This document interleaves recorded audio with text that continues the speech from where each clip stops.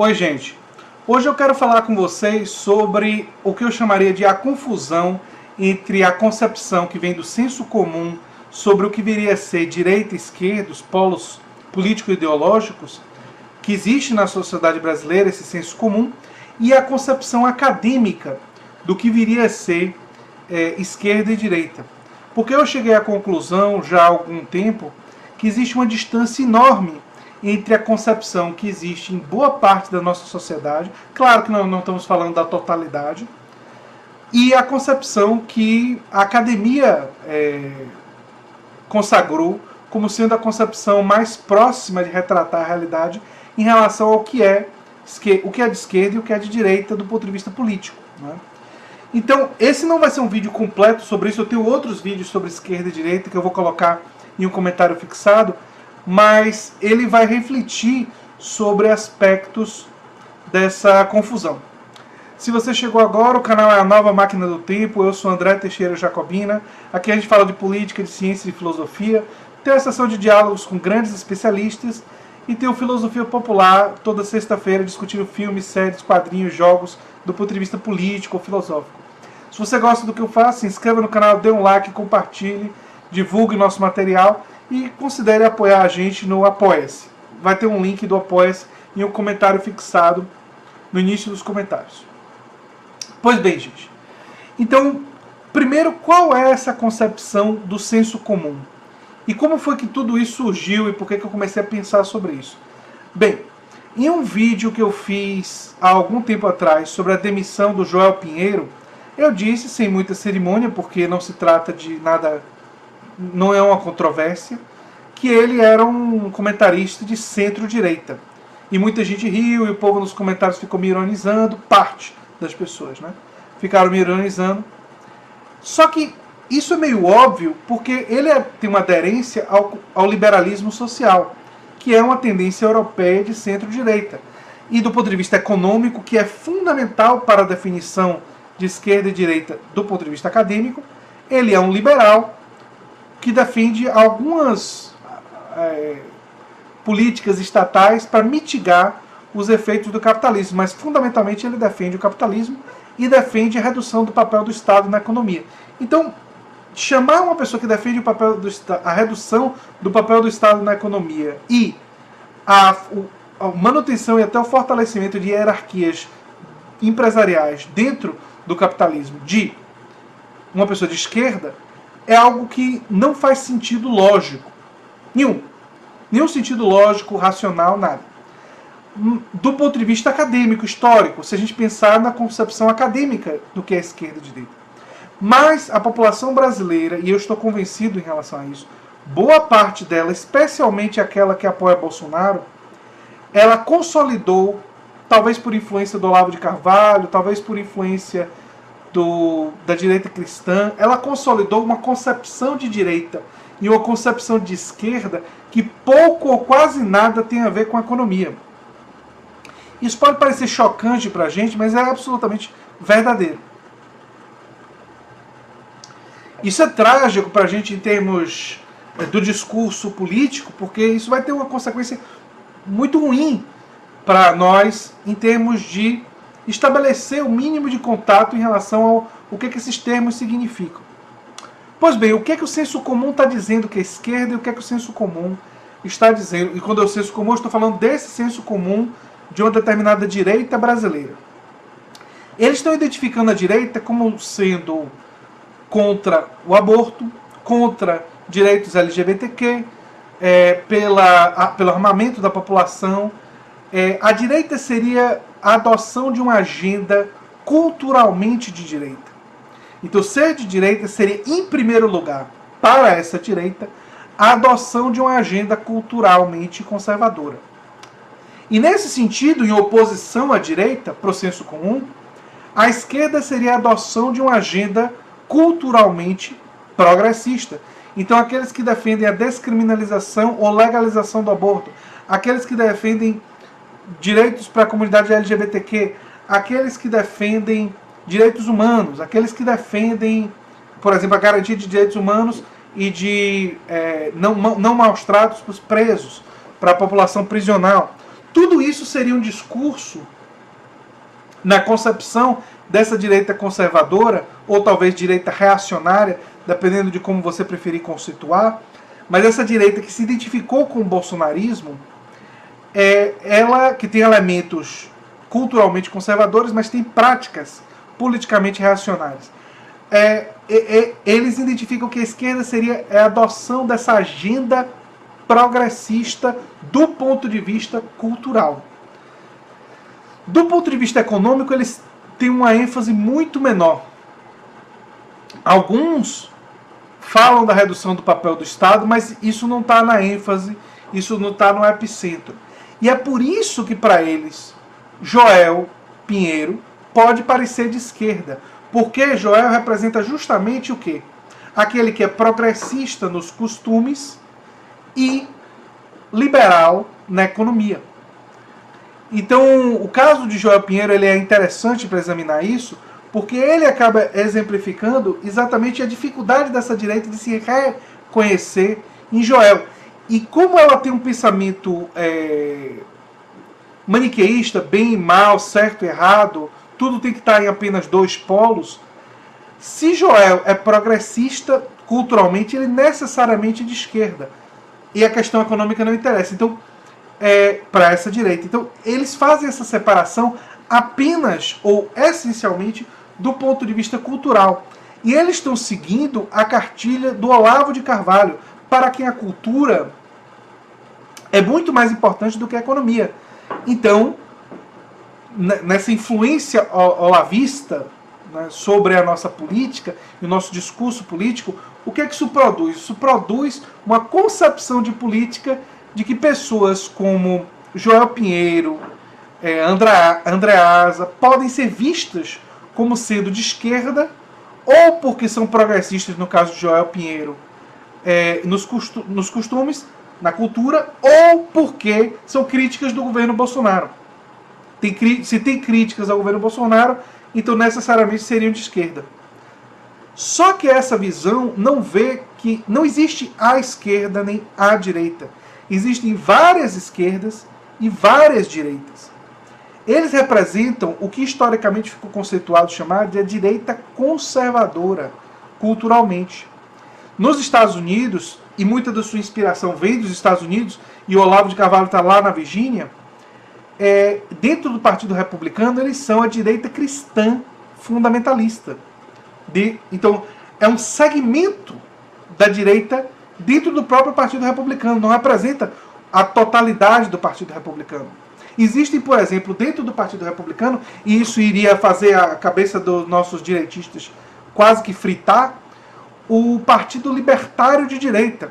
E o Partido Libertário de Direita, que eles não chamam Libertário de Direita, eles chamam Partido Libertário, mas que na verdade eu tenho que dizer que é de direita, porque o termo libertário ele tem uma origem na esquerda. Isso daí, eu tenho um vídeo sobre isso explicando a diferença entre libertário de esquerda e direita. Mas os libertários de direita defendem, por exemplo, a descriminalização das drogas. Agora, se você disser para um direitista brasileiro que dentro do partido de direita republicano nos Estados Unidos existe um segmento que defende radicalmente a redução do papel do Estado e que dentro dessa defesa da redução do papel do Estado está a defesa da descriminalização das drogas, eles vão dizer que esse partido libertário é de esquerda. Por quê? Porque esse brasileiro ele vai estar utilizando como baliza apenas a questão cultural. Então, para eles, se essa pessoa defende a descriminalização das drogas, necessariamente ela não pode ser de direita. Mas o que essa direita brasileira conservadora ou reacionária não está percebendo? Ela não está analisando a dimensão econômica, ela não está analisando o fato de que existem várias direitas e várias esquerdas. E é difícil para eles porque eles querem ver o mundo como o lado deles está certo, o outro lado está errado. Eles apresentam o bem, o outro é o mal. Eles são Então, para eles, reconhecer que existem diferentes formas de ver o mundo e diferentes formas de ser de direita e de ser de esquerda, para eles é muito complexo. E eles não querem fazer isso. Há uma recusa em relação a isso. Para mim, qual é a melhor forma de diferenciar esquerda e direita? Bem, a esquerda são os partidos, organizações, movimentos que defendem em algum nível a produção de maior igualdade. E a direita são aqueles partidos, organizações ou movimentos que defendem em algum nível, ou em vários, a manutenção e a expansão das hierarquias, de um processo hierarquizante. E isso a gente pode ver em todas as direitas. Por exemplo, a direita conservadora defende a hierarquia, no passado especialmente, a hierarquia masculina, patriarcal, o homem tendo mais poder. Aí a direita conservadora foi se modernizando e passou a defender a família tradicional. Mas ela defende ainda a hierarquia, de que a família tradicional é a forma hierarquizada fundamental de organização social. E o que foge disso deve ser criticado. A direita conservadora, ela defende a hierarquia fundamental de Deus e da sua conexão fundamentalmente com uma determinada religião. Então a direita conservadora islâmica defende a autoridade de Alá, a direita conservadora cristã defende a autoridade de Jeová, ou Jesus Filho, ou do Deus, enfim, o Espírito Santo. Não vou entrar numa discussão teológica, mas defende fundamentalmente a importância hierárquica. E a direita liberal defende a hierarquia nas empresas, do poder e da concentração de poder dos donos das empresas, do poder de decidir o que vai ser produzido, quando vai ser produzido, para quem vai ser distribuído, o poder do capitalista. E a direita anárquica, que é anarcocapitalista, defende a maximização da hierarquia e do poder do dono da terra, o dono da indústria. Quer dizer, os donos teriam ainda mais poder em uma sociedade de anarquia, anarcocapitalismo. Então, aí, o aspecto hierárquico, ele é o aspecto estruturante da direita, que se manifesta em diferentes níveis. Só que a direita liberal consegue reconhecer, por exemplo, igualdade jurídica, embora não defenda um processo de construção da igualdade social, material ou de poder. Especialmente não defende uma igualdade maior de poder dentro das empresas, com expansão de participação dos trabalhadores, na diretoria e tudo mais. Todas as ideias que foram desenvolvidas na Alemanha em relação ao fortalecimento da classe trabalhadora vieram ou da social-democracia, ou de tendências trabalhistas, ou de tendências influenciadas pelo marxismo. Então, essas são as balizas acadêmicas. A esquerda defende em algum nível igualdade, a direita defende em algum nível, ou em vários níveis, hierarquia. A esquerda pode defender igualdade em todos os níveis, como, por exemplo, igualdade de poder, maior igualdade material, e a forma como chegar lá pode variar. Alguns podem defender via direitos sociais, via revolução, via expropriação.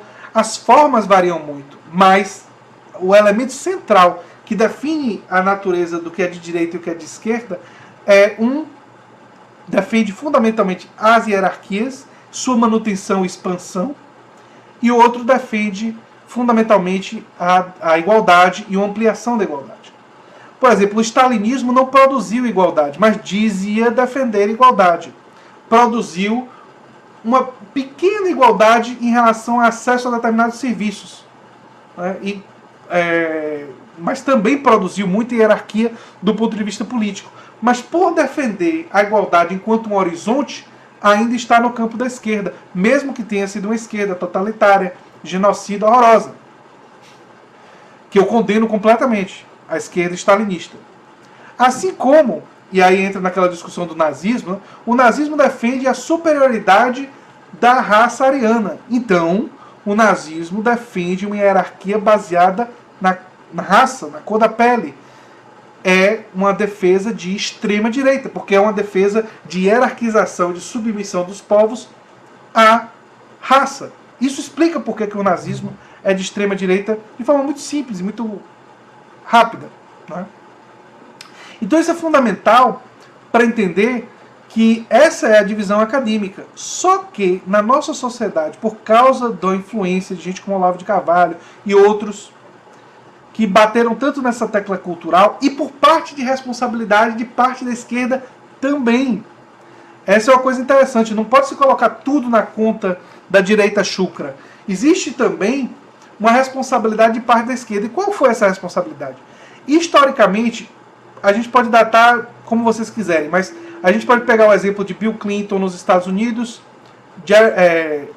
Tony Blair na Inglaterra e até FHC e Lula aqui no Brasil. E qual é esse exemplo? Quando Bill Clinton chega ao poder nos Estados Unidos, ele chega sendo um democrata que abandonou as causas econômicas para focar fundamentalmente nas causas culturais. E na economia ele reproduz uma versão light do Partido Republicano. E isso influenciou muito o Partido Democrata e a ala corporativa do Partido Democrata nos Estados Unidos. Isso fez com que ser de esquerda nos Estados Unidos, e nós temos muita influência dos Estados Unidos, ser de esquerda nos Estados Unidos era adotar políticas de descriminalização do aborto, políticas favoráveis à comunidade LGBTQ, reparações no campo do combate ao racismo, cotas. Isso era ser de esquerda nos Estados Unidos. Por causa, em parte, do governo Bill Clinton, que na economia não foi um governo de esquerda do ponto de vista econômico. Foi o governo que desregulamentou os bancos, foi o governo que fez acordos comerciais que favoreceram as grandes corporações. Em um nível semelhante, Tony Blair fez a mesma coisa no Partido Trabalhista Britânico. O Partido Trabalhista Britânico tem uma trajetória histórica de centro-esquerda, de social-democracia, conectado a essas ideias. Foi importante na expansão do National Health Service na Inglaterra, nos final dos anos 40 e início dos anos 50, e tem uma trajetória importante na esquerda internacional, mas Tony Blair representou o fortalecimento, que já estava em curso, de uma perspectiva economicamente conservadora e culturalmente progressista na Inglaterra, do Partido Trabalhista Britânico. FHC no Brasil e o PSDB têm semelhanças. O PSDB, quando surge, com Franco Montoro, com Mário Covas, tem elementos, lá nos anos 80, da social-democracia. Inclusive, sua origem nas universidades tem elemento da social-democracia. Mas já no final dos anos 80 e início dos anos 90, o PSDB faz um caminho, do ponto de vista econômico, para a centro-direita, para o liberalismo social. O PSDB fez esse caminho para o liberalismo social, coisa que gente de direita aqui nos comentários não vai reconhecer. Vai dizer que o PSDB é de esquerda. Mas eles estão usando critérios culturais. E até esses critérios culturais o Dória está querendo eliminar. Porque ele está querendo fazer todo o caminho para a direita. Lula, que teve méritos em sua administração e deméritos, o PT, quando governou o Brasil, e aí a gente poderia conversar sobre os méritos e os deméritos. É uma conversa meio longa, não quero estender o vídeo com relação a isso. Mas, apesar de políticas focalizadas, historicamente são políticas liberais, nos mais pobres tiveram muito impacto, e na cultura teve justamente o fortalecimento dos movimentos sociais progressistas dentro dos partidos de esquerda, do PT, do PSOL. Então houve essa identificação, só que o PSOL mantém uma defesa na economia muito mais claramente de esquerda do que o PT, né? De uma forma mais evidente do que o PT. Mais social-democrata do que o PT. Interessante que hoje o Jeremy Corbyn na Inglaterra tem um programa no Partido Trabalhista Britânico que está à esquerda do PSOL. Para vocês verem como nossa política caminhou para a direita. Não é? Enfim, então o que acontece? No mundo inteiro, partidos de origem social-democrata, trabalhista, no caso do PT, uma combinação dos intelectuais de esquerda com igreja progressista, teologia da libertação e sindicatos, várias organizações identificadas com a esquerda, no pós-queda do Muro de Berlim e no avanço do neoliberalismo no mundo, ou liberalismo clássico, chame como quiser, a questão do nome é menos importante. Mas o avanço dessas perspectivas, o que aconteceu? Eles recuaram, até por causa de alianças com o grande capital na economia, e fortaleceram a diferenciação do ponto de vista cultural. Bem, isso que é uma responsabilidade conjunta da direita ultranacionalista, americana, brasileira e de outros países, na Inglaterra também. É também uma responsabilidade de parte da esquerda que encontrou essa forma de se diferenciar. Só que isso não anulou, acabou com a esquerda verdadeiramente social-democrata. Isso não acabou. Existem, inclusive, verdadeiros social-democratas dentro dos grandes partidos de esquerda que eu falei, por exemplo. Lá nos Estados Unidos, o Partido Democrata tem gente como Tulsi Gabbard, como Andrew Yang, como Elizabeth Warren, como o próprio Bernie Sanders, que está concorrendo agora à presidência, e outros, que são pessoas com características social-democratas e estão fazendo por dentro do partido, embora Bernie Sanders, historicamente, fosse uma pessoa independente. No Partido Trabalhista Inglês, eu já falei, tem a liderança importante do Jeremy Corbyn, bem à esquerda. E aqui no Brasil, mesmo no PT, a gente encontra tendências dentro do PT que estão mais à esquerda. Mas, por um determinado momento, a tendência dominante foi a tendência chamada articulação, que fez esse caminho que o Bill Clinton fez, que o Tony Blair fez e que outros fizeram. Eu só cito esses 3 grandes exemplos do Bill Clinton nos Estados Unidos, Tony Blair na Inglaterra e FHC e Lula aqui no Brasil, porque eles são exemplos que dão pra gente perceber que a questão é global, é mundial. Então o que acontece é que vários fatores conspiraram para essa construção desse senso comum, que do ponto de vista estritamente acadêmico, ela está equivocada. Mas que do ponto de vista político, ela é muito difícil de ser desfeita, porque ela tem uma historicidade, ela tem elementos históricos, tanto produzidos culturalmente por uma direita que fez essa quase que lavagem cerebral na cabeça das pessoas, construindo o monstro do marxismo cultural e tudo mais, como ela tem o elemento de que parte da esquerda, quando chegou ao poder, deixou de ser de esquerda, ao menos em parte, na economia em determinados setores. Uns mais, outros menos, e aí, claro que vale análise, depende de uma análise para ver qual foi mais, qual foi menos, qual foi o nível de concessão. O próprio Lula, na entrevista para o Glenn Greenwald, falou que fez um governo de concessão, de conciliação. Então, Lula é até sincero em relação a isso, mais até do que outras lideranças da cúpula do PT. Sinceridade é uma coisa positiva, né? E temos o Tony Blair, que fez isso para a Inglaterra, e o Bill Clinton fez isso nos Estados Unidos. Mas nós vemos uma ascensão nos Estados Unidos e na Inglaterra de forças progressistas com características verdadeiramente social-democratas, ou até defendendo uma coisa, no caso do Bernie Sanders e Jeremy Corbyn, caminhando até para elementos pós-capitalistas, o que é muito interessante. Defendendo o fortalecimento da classe trabalhadora, expansão de cooperativas, ou seja, chegando a defender e havendo identidade com a defesa do que eu faço aqui no canal, o que é muito interessante. Está faltando o Brasil entrar nessa. Está faltando o Brasil entrar nessa. Talvez eu tenha que falar aí com o pessoal do PT, do PSOL, do PDT, e ver os setores mais progressistas dentro desses partidos e do PSB, e ver se eu começo a convencer esse pessoal a fazer uma guinada mais à esquerda, do ponto de vista econômico. Mas enfim, o que eu queria falar era justamente isso, para esclarecer que essa confusão que os brasileiros estão fazendo, isso tem motivos, tem razões para isso, não é por acaso. E vai exigir muito trabalho político e social nosso. Não vai ser fácil. O vídeo acabou ficando longo, gente, mas era um assunto muito importante. Então eu resolvi desenvolver dizendo tudo que eu tinha para dizer. E nem disse tudo, né? Porque eu sinto que ainda dava para fazer mais uns 20 minutos aí de reflexão sobre isso.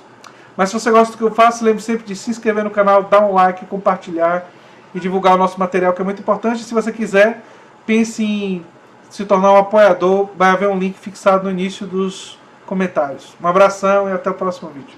Tchau, tchau.